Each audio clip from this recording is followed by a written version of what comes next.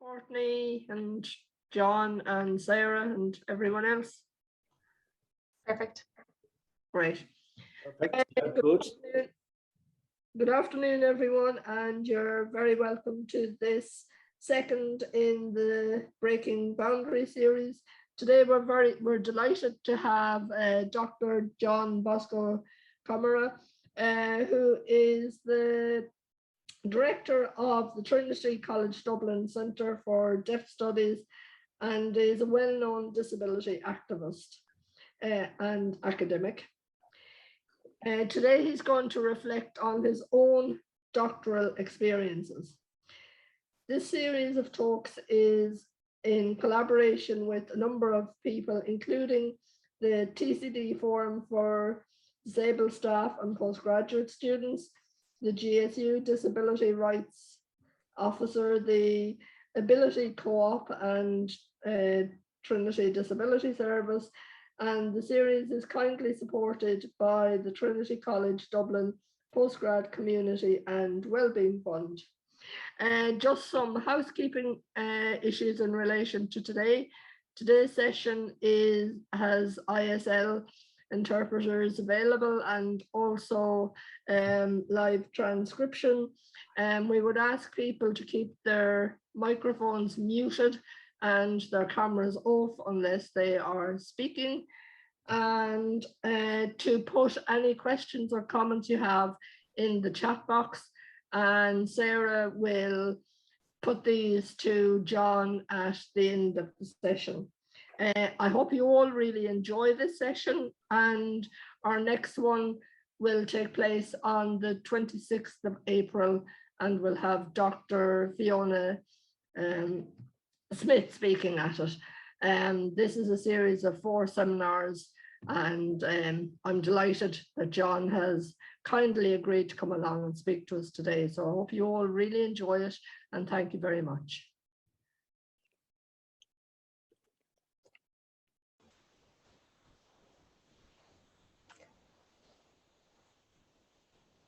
So John Bosco saying he's waiting for Catherine to come on, and she's giving the thumbs up. Can he not see me? Can someone spotlight Catherine? Great. Can you spotlight? Yes. Perfect. Lovely. Okay. Good afternoon. Yes, it is good afternoon. I was just about to say good morning. It's good afternoon. I'm somewhat confused because it's been an incredibly busy day so far. Thank you for being here today to listen to my experiences in obtaining a PhD. I'm actually very honored to be here and somewhat challenged about how do I talk about myself and my journey. Should it be informal? Should it be academic? So forgive me if it goes between the two. I'm sure most of you have already worked with interpreters, and you would have noticed that there will always be a time delay between what it is that I sign and what it is the interpreter will speak. Or, as and when Catherine, in this instance, is signing to me, there will be a little bit of a gap in me signing in return. So we are short of time. There will be a question and answer session at the end, hopefully a little bit of time for a bit of a chat. I'm at the point now where I'm going to share my slides, so just bear with me just a moment.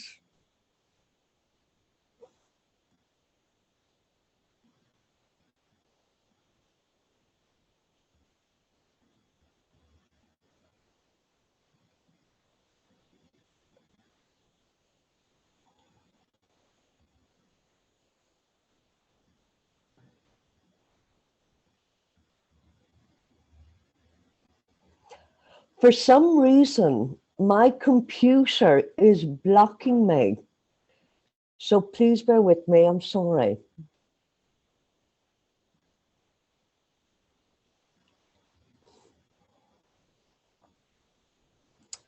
Okay, so I'm having to open through security and the privacy settings, getting there.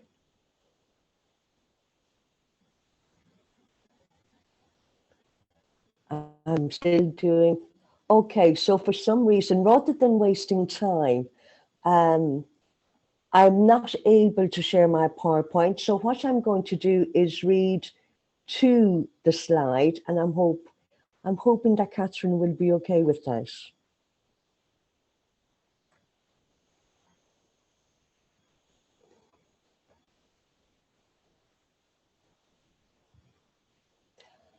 Okay, so I am operating with a small computer. I will be looking towards the PowerPoint.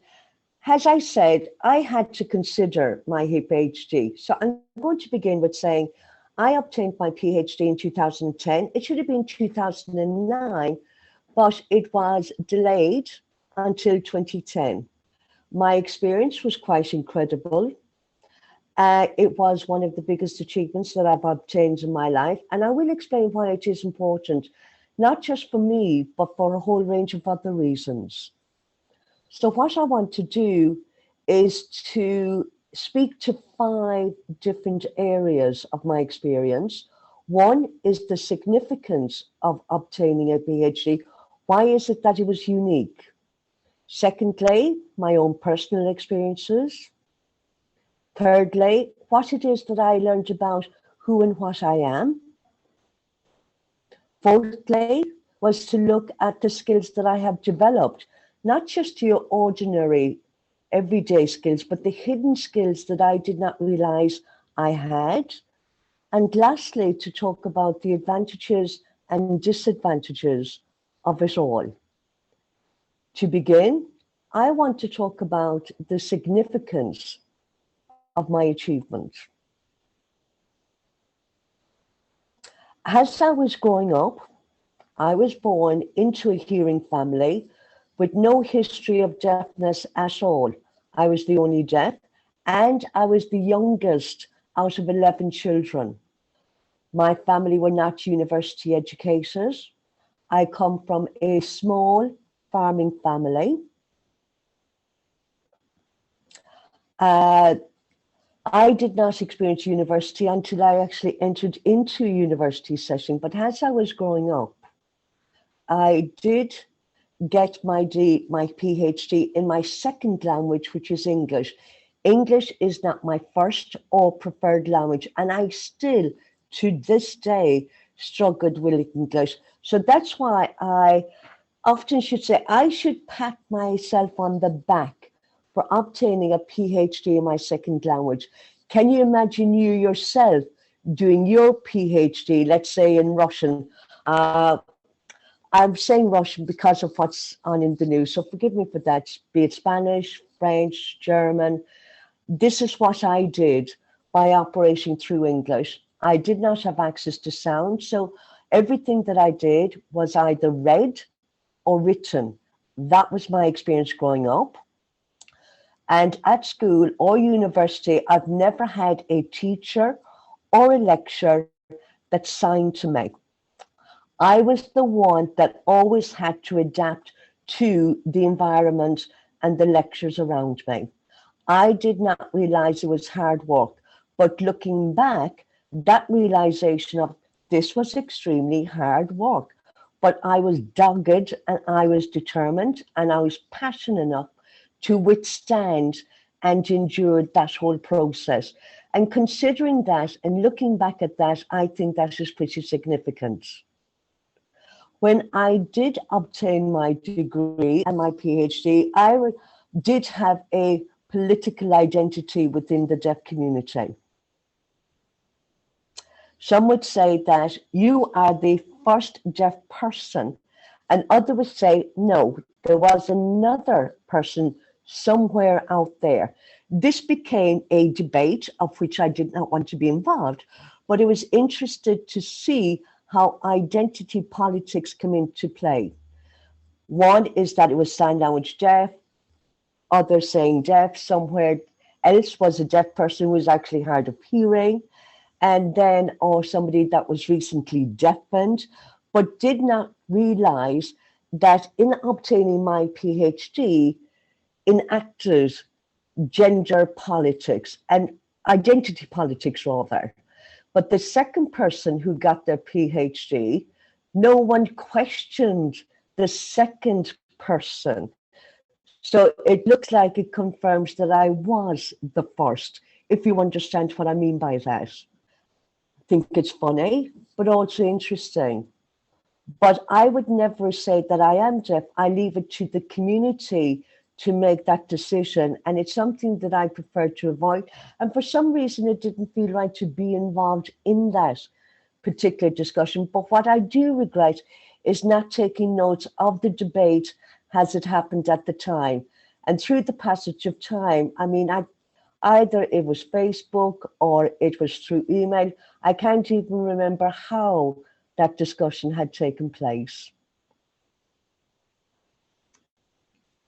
So looking at the experience of obtaining a PhD, I read somewhere, and I do agree with this, that it says 10% inspiration, 90% dogged determination, sheer determination to get through it.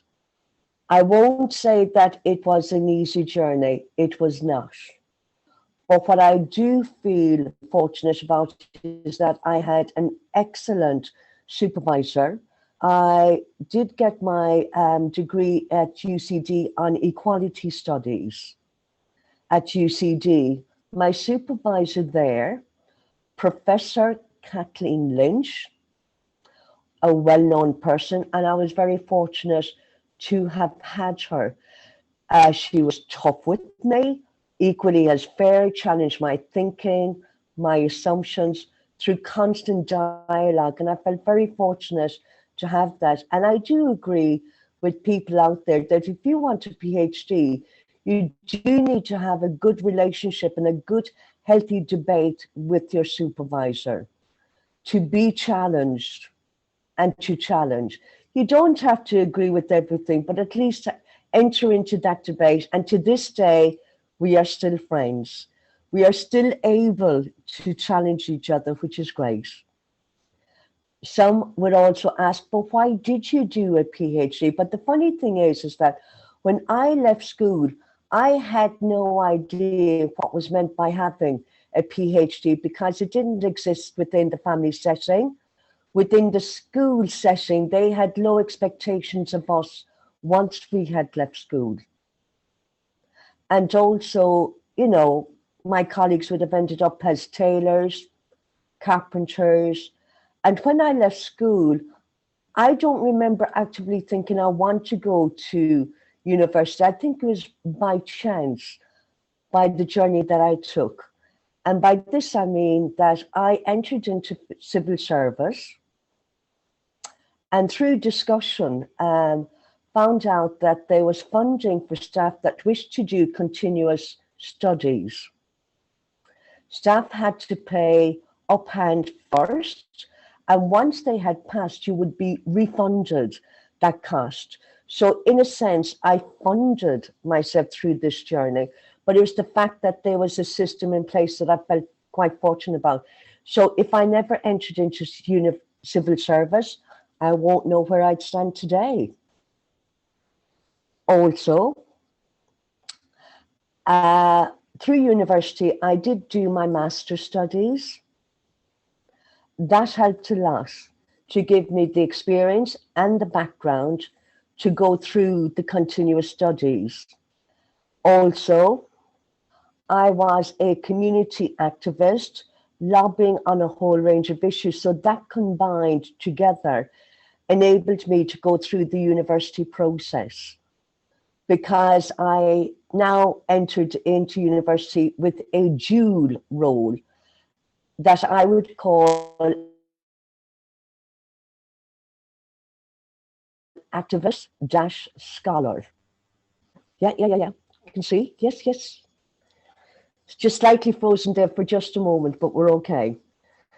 So I see myself as an activist before I see myself as a scholar, because of the lived experience of a deaf person within society, dealing with attitude, prejudice, and always having to challenge that.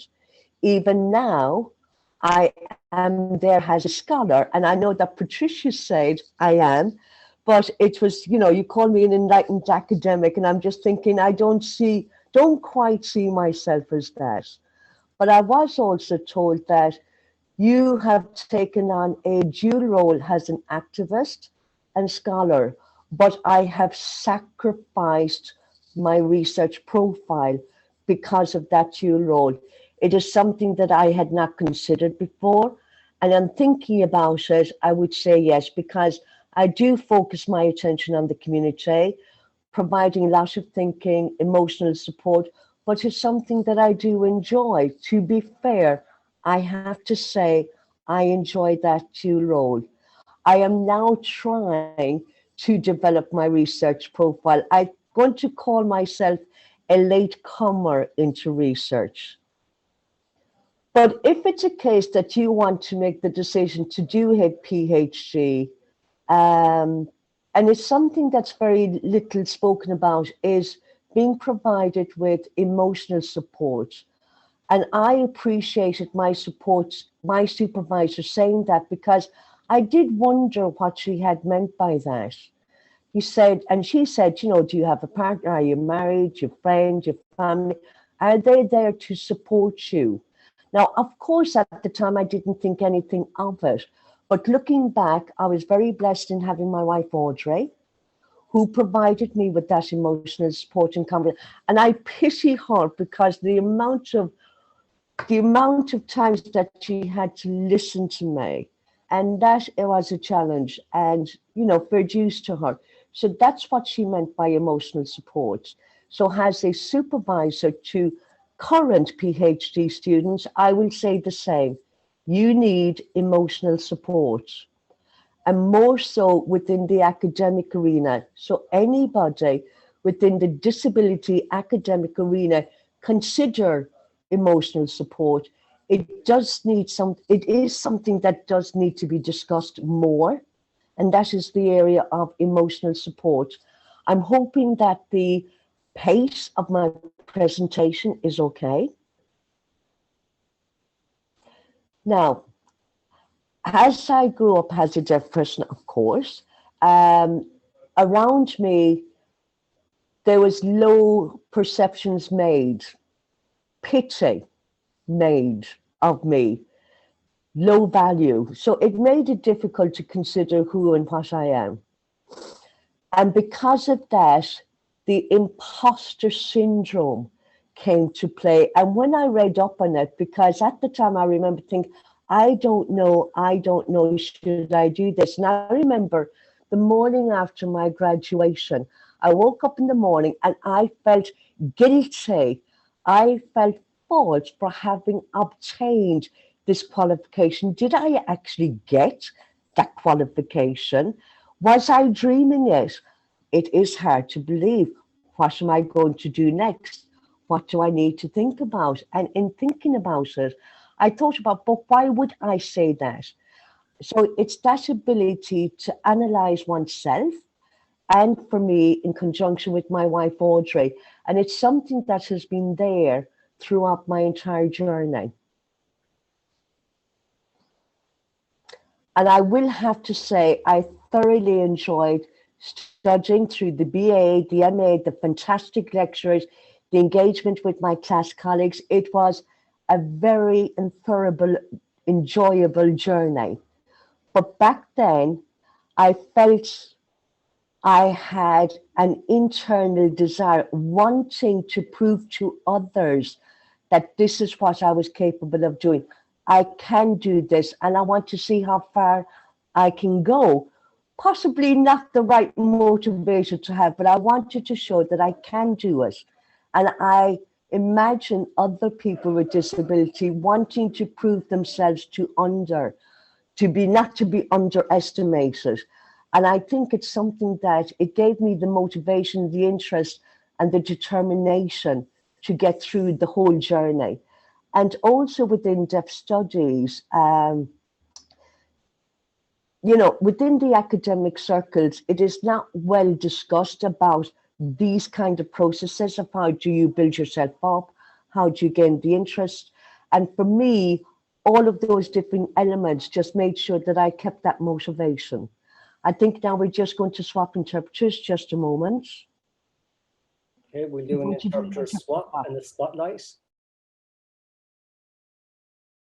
Okay, so Willie, can you see me? Yes. Thank you. So moving on to the other points I want to talk about, I'm talking about skill development. When I reflect on that and my skills and I think about that, I'm lucky that within equality studies, when I did a new UCD, I was lucky that the word equality, I thought, okay, this looks interesting. And when I looked at the detail of the course, I thought, okay. When I went in, at the same time, I didn't realize the value of equality studies. I thought that it was more of a multidisciplinary thing, that it looked at law, economics, education, so that it was quite broad. So I was able to go into a big sphere of areas and look at all those philosophies at play, listen to the different lectures, read up on things. And one of the best things about that was that it had, I think, was it monthly or weekly? I think I forget. It might have been monthly, more likely monthly. They had a roundtable discussion. And we'd say there could have been about 10 to 15 PhD students come together. They would then pick their own article to read. And at the roundtable, then we would discuss it. And then sometimes they would pick an article in law. But for me, myself, I had no clear understanding about law. Then we'd have a discussion and I thought, okay, we're now actually teaching each other's. And then I thought about, okay, now I'm going to talk about deaf studies. So then that was interesting for them. And I thought that that was one of the best things. It really formalized my experience. I think it stood me well for now. And it's been able to give me a different view and understanding of different areas. And I used to enjoy the articles. And sometimes here in the Centre for Deaf Studies, I hand out articles sometimes as well. And the students struggle with it. And they say, well, look, I hate this kind of article. But I keep trying to persuade them and push it. But I'm hoping at a later stage, when the students look back on it, they'll see the value of reading such articles. I mean, they're hesitant at the moment, but I'm still feeding them these kind of articles. And I'm sure some of the students here, if you're listening, you might be taking notes. Take some notes anyway what I'm saying. And mark my words, I think, and I'll tell you now, it will be worth it in the end. So we had various modules. I remember there was one on feminist theory. Eye-opening, shocking, learned a lot, and I saw a lot of parallels there with what was happening within deaf studies. And within with deaf students, often they felt that they were being oppressed. They felt that, and as you know, like many deaf students would say, they don't identify as being disabled. And it's interesting to see that and the development of that. And then within the feminist area, we could see a lot of parallels. And that was eye-opening, and it was fantastic to go in there. And that lecture was actually Kathleen Lynch. So we did economics, law, so on, education, learned a lot. So I knew academically I touched on a lot of subjects, but I believe that kind of multidisciplinary thing is very good. If you're involved in social justice, go into something like that. I had other skills development as well. So resilience, a very strong resilience through it all.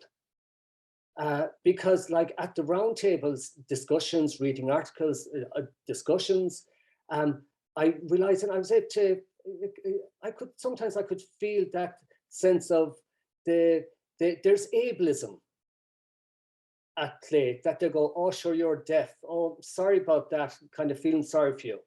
And I felt that I had to be able to respond to that and get into that and build that skill. And then there's autism.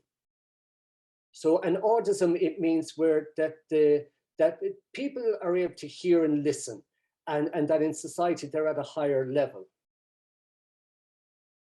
So I have experience of both ableism and autism, and I've experienced that a lot within the university and outside, and of course within university settings. It doesn't mean that it's intentional. It could be unconscious. It could be just an unconscious bias. So that's been very interesting. And then another example, some people we'll say they can't pick up a phone to me straight away. And they think, oh, how, right, oh, so we're going to have to email. And then they're going, oh no, we'll hold that off, we'll delay it, which means then that my access to information is being delayed, while for others, they quickly acquired that. So people don't think about that. And there are different examples as well. And I have to admit that it's not, it hasn't been plain sailing as a deaf academic within a university setting like Trinity. There can be ongoing dialogue about that. And I'm lucky that with my experience that I have been able to, we'll say, I've been able to name the world, I can recognize different things. So when something happens, I'm able to deal with it, I'm able to respond to it. But at the same time, then that can be very tiring. If you can have fatigue, that you're constantly activist fatigue, you're reminding people, you're asking them, you're reminding them again. Say if I have a meeting tomorrow, a meeting's been called, I have to say, have you booked an interpreter? And it's like, oh, right, oh, okay, well, we're not able to cancel the meeting. So the question then is, oh, can you? So I'm left with the burden then. Sometimes I'll ask for an interpreter and they'll say, well, what's the interpreter for? And so I have to kind of talk about the cost of it. And there's a lot of little things like that. So the easiest way out sometimes is just say, look, I'm going to do nothing and step back, but I won't allow myself to do that. I won't allow myself to step back. So no. So even in the Centre for Deaf Studies here, we don't have an in-house interpreter. So we use interpreters from agencies. And that's gone on for many years. We've asked that we need to have in-house interpreters. We have 4 staff here. So God knows how many deaf signing students are within the university as well. We don't know that. I'm sure we have 2, 3, or 4. So while other similar centres like Centre for Deaf Studies in the UK and in America, they have in-house interpreters that can float around. So can you imagine, like even here at lunchtime, if there was a webinar, maybe a lunchtime seminar, if you were to walk past and you see a post and you think, okay, well, I like the topic, who's presenting? And you think, okay, last minute, I'm going to walk in and sit down and listen to it. But for me, I can't do that. I'm going to have to wait. Have you booked? Who'll pay? Is there interpreter availability? And then it can't be just any interpreter. The interpreter has to be able to be competent at that level of the jargon, the language, and so on. So that's an ongoing dialogue. And to be fair to the current system, they are saying that they're working and planning on bringing in-house interpreters, but I'm going to hold them to their promise. And I'm hoping that we will see breakthrough there, not only just for me, but for my colleagues as well, and for future people, and for outsiders to say, well, actually, there is hope that TCD are opening up and they are able to meet the different needs out there. So yes, I know myself that I've had a range of skill developments that I've had to navigate. So I've had navigational skills. Sometimes you can headbutt, so you have to be very diplomatic, you have to say the right word, you need to adapt and change. Sometimes that can be tiring, but these are skills you need to develop. But I am aware that I have benefited from that. So like I'm a white, straight male, and there are drawbacks. Of course, I'm deaf, but when you compare to some others, we do have different experiences. So I've had to develop navigational skills. It doesn't mean that I'm able for everything, that everything is perfect. I do have slip-ups, and I can make some microaggressions that I haven't noticed until it's been brought to my attention. And it's very good when people call me out and they say, no, that's not appropriate. And then sometimes I have to do that. So we have to cooperate on a range of different things. So navigational skills are very underrated. It's an underrated skill that people don't realize it. And people who've been oppressed, people with disabilities and staff, you have great navigational skills, but that's not recognized. And I think that we need to recognize that. I know that within my skill development research, of course, but like I said, I'm delayed. I've been delaying that because I've been focused on community activism. But I've seen a lot of achievements, such as the Irish Sign Language Act in 2017. I led that process, very tough. We ended up having to meet with a lot of politicians and ministers. We had to annoy them with letters, presentations, writing books, and so on. But that was a huge achievement. That was a huge benefit. But within the university setting, for staff promotion, and that accounted for little. It's academic gets a lot of count. So that's interesting that it isn't the vice versa of that. And I know a lot of people with disabilities, we become, it's not by choice we become activists. It's not by choice.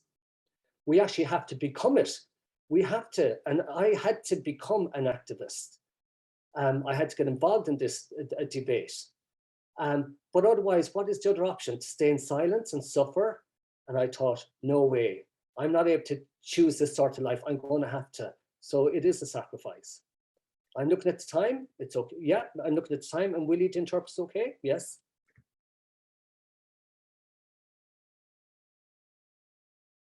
I'm trying to read my PowerPoint as well, but the notes are so small because I've a split screen. So yes, there's a lot of advantages and disadvantages. And so I'm glad that I've started the process. I don't know what it would be like. I don't know what would it be like without a PhD now, the idea of it. But I think one of the best things, and what has that been? It has been the growing that there is more deaf people taking PhDs in Ireland. In less, I think there's deaf signers that are doing PhDs. One of them has now moved abroad, but there's 2 here. So it's a small group of us, of a sign language group that are linked into, we'll say, deaf studies and students. But within Europe, we can see that growing and growing. There's more and more deaf PhDs. And there's a workshop called Dr. Deaf. And it was a workshop in Norway. I wasn't involved in it, but they offered, they talk about like the navigation skills. They talk about how you would write an academic language paper, how to get it published and so on. So we now can see the numbers growing. And I've now started to link in with this community and collaborate with them. And I think now we have a community of about 10. And then 2 years ago, we then had a discussion and we came to some thinking and we had a think tank. So we said, how about deaf studies from a deaf perspective, not from a hearing perspective? Because we know there's a lot of papers published and written, but it's usually from a hearing perspective. But we wanted it from the deaf lived experience. So we came together, the 10 of us. And that was about 2 years ago in the Netherlands. And there was 1 or 2 things that was interesting about that group discussion. And of course, we talked about our life. Oh, the interpreter screens has just going stopped. to do a swap. No, we're just going to do a swap. So John's asking us, will you okay? So yes, Catherine, okay? Yeah. Okay. So we're just going to give that moment for the swap. So within this particular group, we talk about the bigotry. We talk about, when did you learn how to sign? What deaf school were you involved? Are you involved in the deaf community? These are questions that happen around the deaf world. And I'm often asked, did your parents sign? No. Did your family sign? No. Did you go to deaf school? It does not matter where you go, that conversation will be had regardless. So within this group of 10, what I realized is that I was the only one that went to a deaf school my entire life. All the others were in mainstream schools. Not much were involved in community activism or deaf sports. So very differing experiences within that group. They were determined, however, they were very passionate, but it was just interesting to see how my experience differed for the rest of with the rest of them. And this is something that I would like to explore in my own time. So now looking at the disadvantages, I have already mentioned that I do struggle with the English language. I have to think twice about how I write, the grammar that I use. And my English is based on what I would say is visual English, but I'm never quite sure about the grammar structure and the spelling. With my family, they check that by hearing the sound. So when they read it out, then they will know. So there's a different learning style, a different approach to how they correct themselves and how I correct myself, because you can correct yourself if it doesn't sound right. So a very different perspective on how you would deal with that particular issue. And as you know, within university, you know that you have to do research. Publications die or publish. So it's something that you have to endure. It puts us in under pressure because we would prefer sign language, but there's a very small population that are sign language literate, and there's only one or two within the world that will accept publications in sign language, but very limited. So the publication has to be done in English.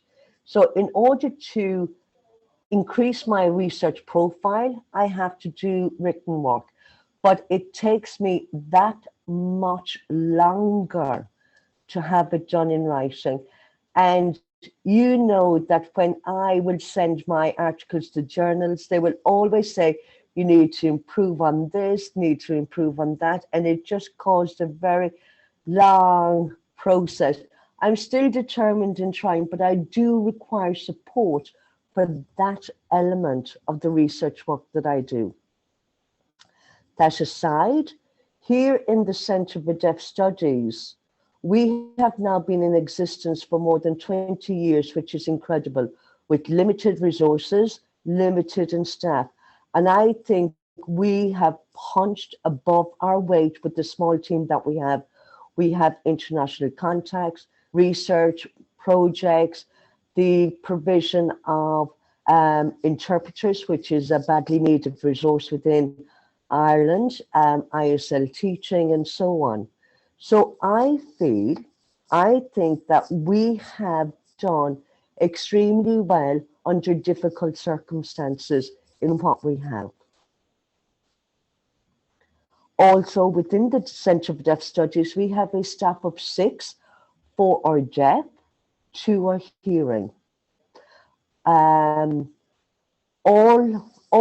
members of staff have to be sign language proficient, but I'm the only deaf person with a PhD, so I do not have a peer within my centre.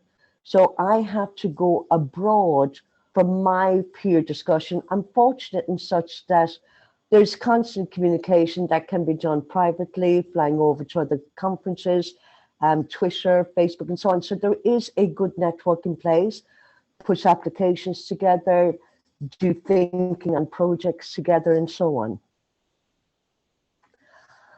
I think that's it is in full for now. I hope that I have given you enough on my reflections to date. I have no regrets. Most definitely not plain sailing.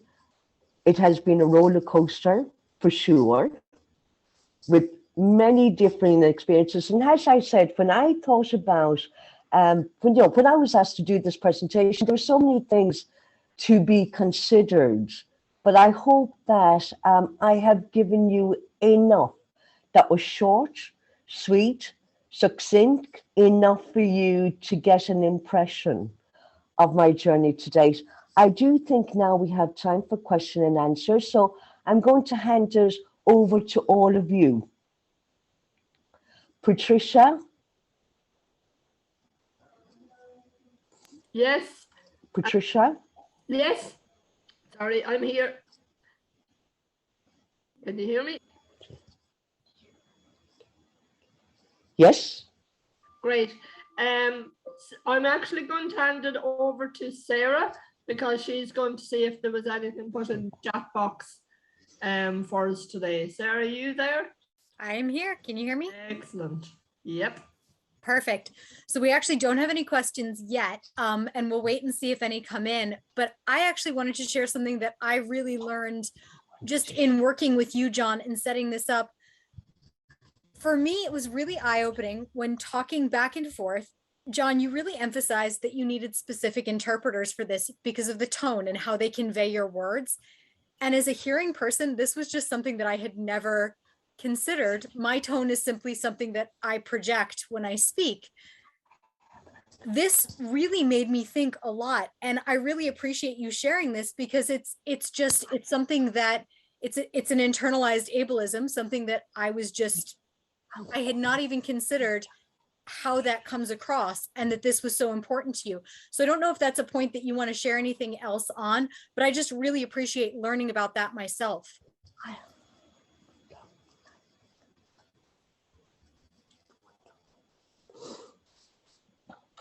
Okay, I'm going to do my best on that.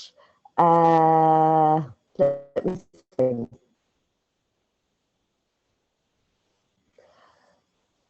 Now, people don't know who I am because they're only just listening to the voice of Catherine. Just as much as you listen to a radio interview, you get a man speaking, but it's a woman's name. It causes a kind of reaction in one's brain. Does that make sense? Now, for me, I specifically chose Catherine.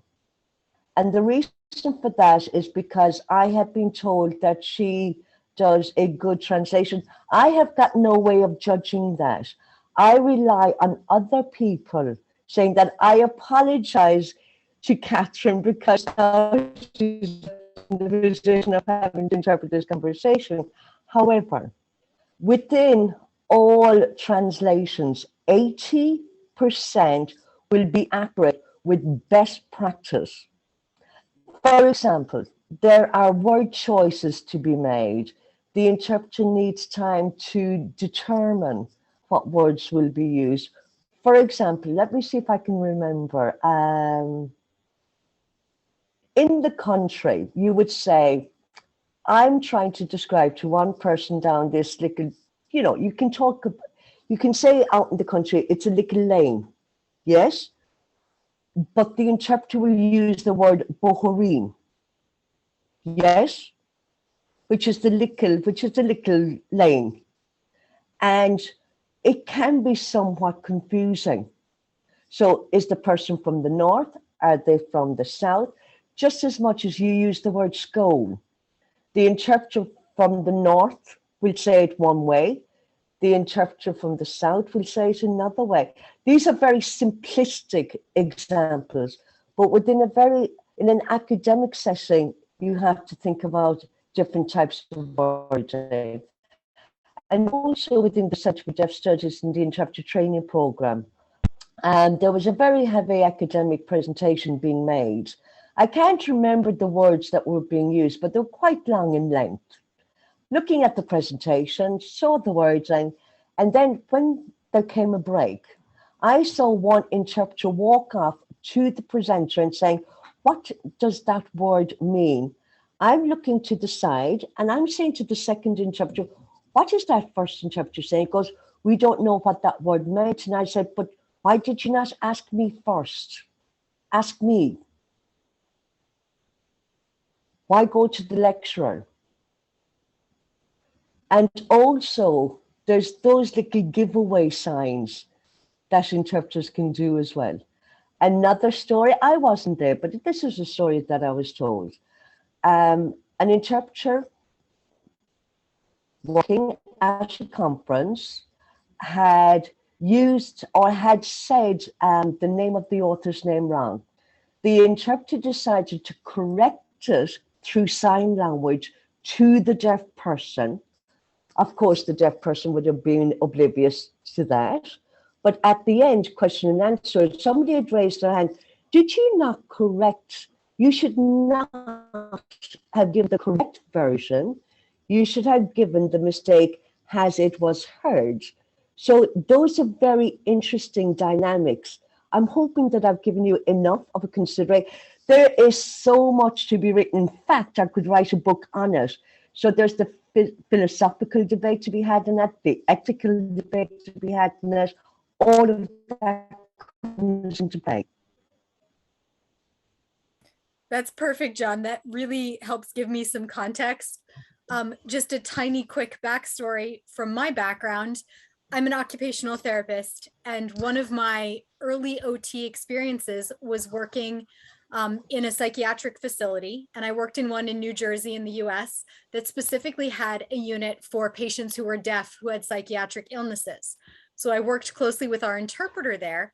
And one of the first days, she asked me whether or not I wanted her to sign the nonsense language, like if a patient was having a psychiatric incident and was saying things that weren't really words, or were repeating things or muttering them, whether or not I wanted her to interpret those to tell me what was happening with this. My feeling was that those were important to know what was happening, with this person. But I think it fits kind of in with that discussion about, how things are translated, how they're interpreted, how they come through. We do have a couple questions in the chat box now as well, too, if you have time to answer them, John. This is good. Yeah. Do I read those from chat? If you want to, or I can read them, whichever's easiest. Oh, no, you can do that. Sure. Okay. That's, I've only got one pair of eyes. Look at the chat, look at the interpreter, so I'll let you do it. Perfect. We have one from Na, and it says, if there are some changes that can be made to improve PhD students' experiences, what would you recommend?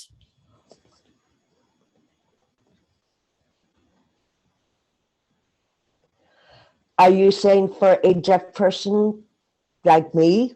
Is that the way the question is being posed? It doesn't specify, so I'm not sure if it's deaf specific or maybe disability specific. I think you can answer it however you choose.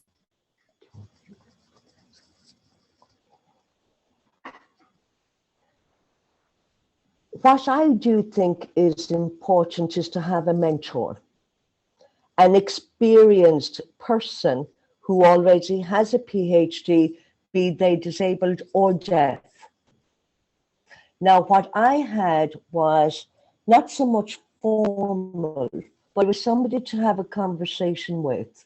That is so much needed, but to have a structured mentor, not just an experienced academic, but somebody that has that additional lived experience. Because as you will remember that I talked about navigational skills, those others will have that. It's not talking about the others that are in academic, but how does one navigate if you've not had the lived experience? That is the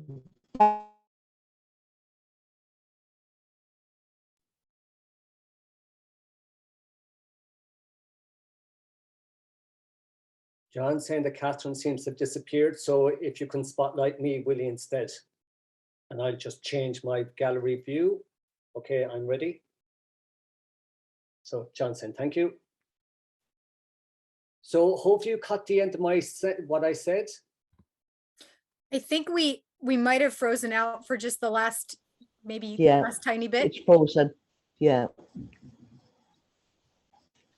Yes, so I'm trying to remember.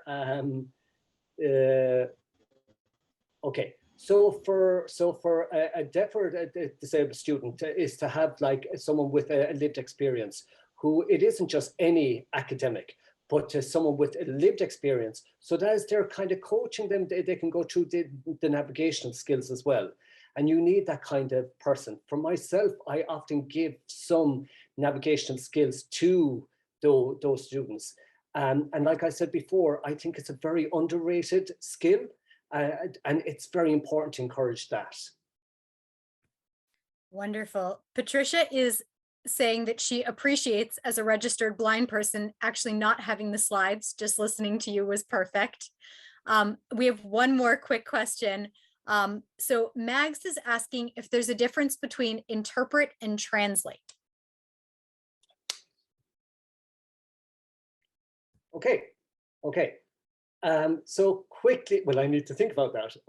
Okay, so normally an interpreter, if you're doing spoken language interpreting, or in this instance, it's spoken to sign. It's two languages, but when you do translate, it's generally that you're translating a written form. It's quite complex, really.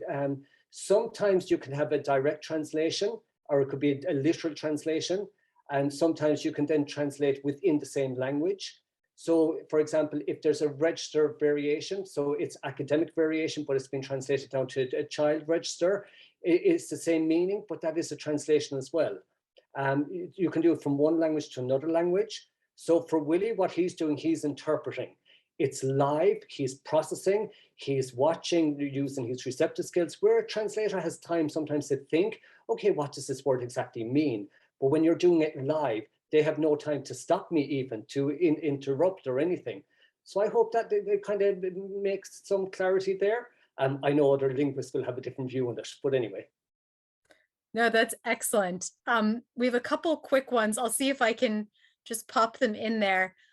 What advice would you give a deaf or ISL user who's considering progress to a master's or a PhD level study?